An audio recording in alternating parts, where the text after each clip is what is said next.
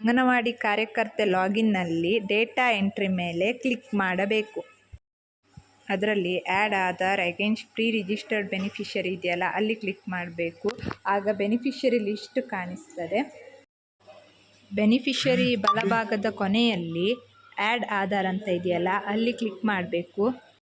Beneficiary details open ಆಗುತ್ತೆ. ಅದರಲ್ಲಿ beneficiary Aadhaar number ಮಾತ್ರ ಹಾಕಲಿಕ್ಕೆ ಇರುತ್ತೆ. ಬೆನಿಫಿಷರಿ ಆಧಾರ್ ನಂಬರ್ ಹಾಕಿದಾಗ ಆಧಾರ್ ಈಸ್ ಅಥೆಂಟಿಕೇಟೆಡ್ ಅಂತ ನೋಟಿಫಿಕೇಷನ್ ಬರುತ್ತೆ. ಅಲ್ಲಿ ಓಕೆ ಅಂತ ಕ್ಲಿಕ್ ಮಾಡಬೇಕು. ನಂತರ ಚೆಕ್ ಬಾಕ್ಸ್ ಇದೆಯಲ್ಲ, ಅದ್ರ ಮೇಲೆ ಕ್ಲಿಕ್ ಮಾಡಿ ಕೆಳಗಡೆ ಸಬ್ಮಿಟ್ ಬಟನ್ ಇದೆಯಲ್ಲ, ಅದ್ರ ಮೇಲೆ ಕ್ಲಿಕ್ ಮಾಡಬೇಕು. ಕ್ಲಿಕ್ ಮಾಡಿದಾಗ ಈ ರೀತಿ ನೋಟಿಫಿಕೇಷನ್ ಬರುತ್ತೆ. ಆಗ ಓಕೆ ಮೇಲೆ ಕ್ಲಿಕ್ ಮಾಡಬೇಕು. ನಂತರ ಪ್ರೀ ರಿಜಿಸ್ಟ್ರೇಷನ್ ಸಕ್ಸಸ್ಫುಲಿ ಸಬ್ಮಿಟ್ ಆಗುತ್ತೆ.